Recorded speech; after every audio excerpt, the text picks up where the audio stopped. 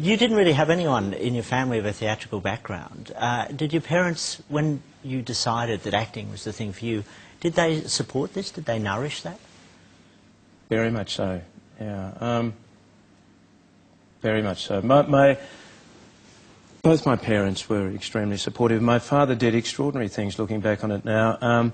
Once he knew that it was something that I did have an incredible passion for, he would do things like the University of New South Wales would have a book sale every 2 years, and my father would take public transport out there and buy cardboard boxes worth of books and bring them back on drama and plays and film. And that was a terrific thing. And my presents for Christmas and birthday were subscriptions to the theatre.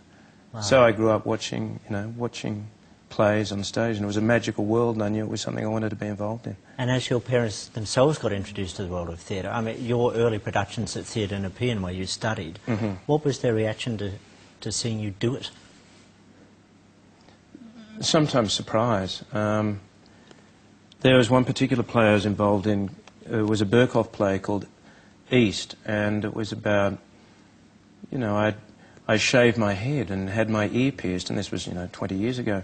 And I was coming home from rehearsal, and I'd just arrived in Central Station. I was on a bus going back to Marrickville, where I was staying with my parents at the time.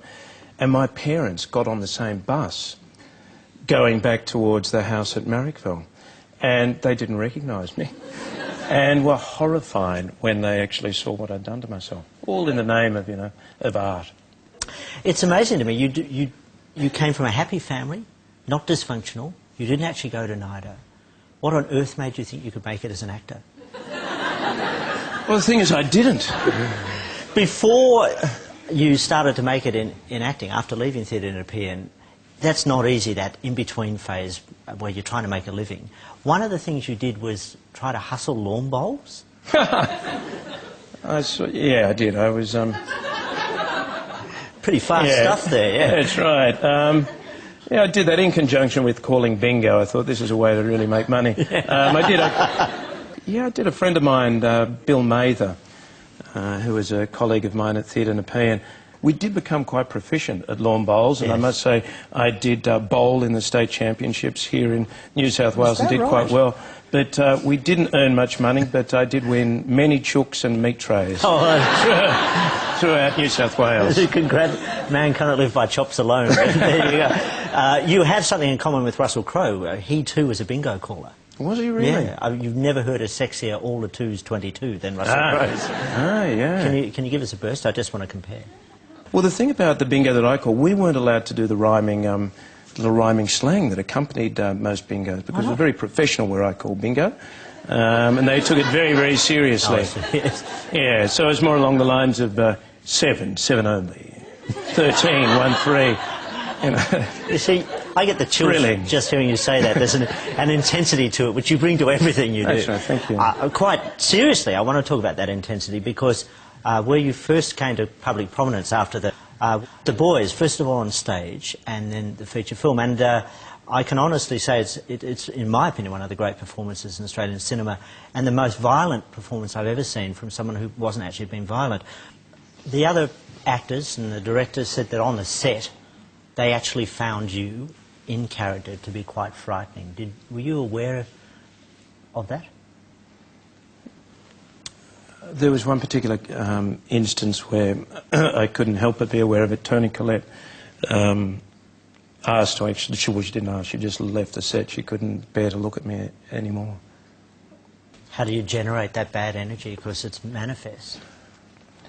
It's a process when characters are, quite far removed from yourself.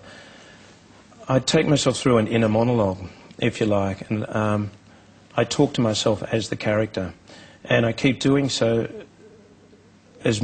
so much that I can actually feel that I can respond as that character in any particular circumstances that I'm thrown into. So even if you took that character out of the situation that we were filming at the time and threw him somewhere totally different, I'd be able to respond accordingly.